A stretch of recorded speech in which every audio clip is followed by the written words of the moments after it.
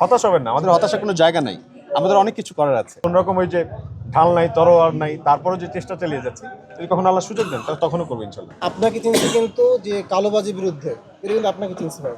কিন্তু এই জিনিসটা কিন্তু এখনো যে আজ থেকে 2018 সালে যেমন ছিল এখন পর্যন্ত সেটাই আছে।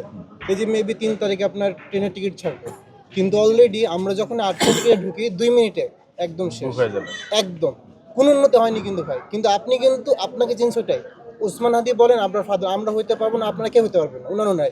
কিন্তু এই যে কালোবাজারের বিরুদ্ধে ভাই কিন্তু আপনি ফার্স্ট দাঁড়িয়েছিলেন, এবং ওইটা কিন্তু গোটা দেশ মানে একদম আলোচনা সৃষ্টি হয়ে গেছিল।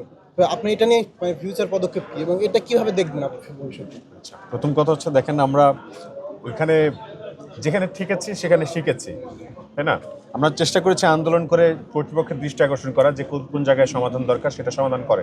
তারা কিছুটা চেষ্টা করেছে, তারা হয়তো কিছু জায়গায় সফল হয়েছে, কিছু জায়গায় ফেল করেছে।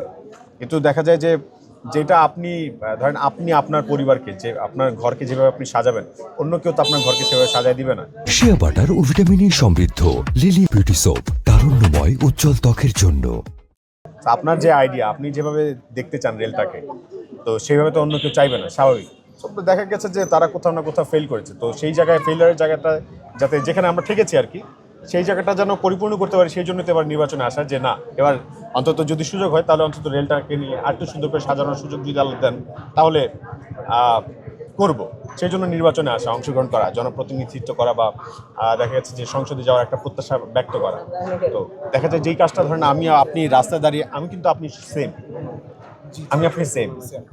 আর আপনার কথাটা তখনই হচ্ছে ধরেন খুব প্রশাসন বা এই মন্ত্রণালয় গুরুত্বের সাথে তখনই শুনবে, বা সেটা আপনার মানে শুনতে বাধ্য হবে কখন, যখন হচ্ছে আপনি প্রতিনিধি হয়ে সংসদে যাবেন। হ্যাঁ, তো এখন আমার যতটুকু সামর্থ্য আছে ততটুকু আমি চেষ্টা করে যাচ্ছি, কিন্তু আল্লাহ যদি সামর্থ্য দেন তখন সেখানে গিয়ে করবো ইনশাল্লাহ।